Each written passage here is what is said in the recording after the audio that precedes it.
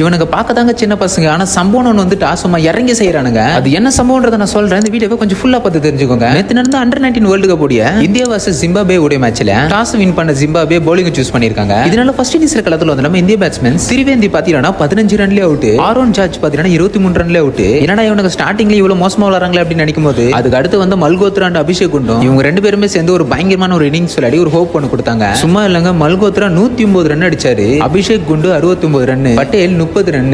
இதனால இந்தியா பாத்தீங்கன்னா 50 ஓவருக்கு 8 விக்கெட் இழந்து 352 ரன் ஜிம்பாப்வேக்கு டார்கெட்டா கொடுத்தாங்க. இதை தொடர்ந்து செகண்ட் இன்னிங்ஸ்ல வந்து ஜிம்பாப்வே பாத்தீங்கன்னா களத்துக்குள்ள வந்த ஒருத்தருமே இந்தியன் பவுலர்ஸ் கிட்ட சும்மா திணறி போயிட்டானுங்க. ஹென்ரிக் 37 ரன், முனாஷி ஷிவால 62 ரன், ஷிமகோரோ 29 ரன், மத்த 4 பேர் டெக்கோட் ஆயிருக்காங்க. ஒருத்தர் 3 ரன், இன்னொருத்தர் 8 ரன் அடிச்சிருக்காங்க. இதனால ஜிம்பாப்வே பாத்தீங்கன்னா 37 ஓவர்ல 148 ரன் மட்டுமே அடிச்சு மொத்த பேருமே ஆல் அவுட் ஆயிருக்காங்க. உண்மையா சொன்னா இவங்களுக்கு எல்லாம் வயசு தாங்க கம்மியா இருக்கு, ஆனா சம்பவம் ஒண்ணு இறங்கிட்டா தரமா செய்யறானுங்க. சரி, ஓகே, இந்த அண்டர்-19 வேர்ல்டு கப் இந்தியாவுக்கு தான் சொல்லிட்டு யாரெல்லாம் சொல்றீங்களோ அவங்களை காமல ப்ளூ கலர் போட்டு போங்க.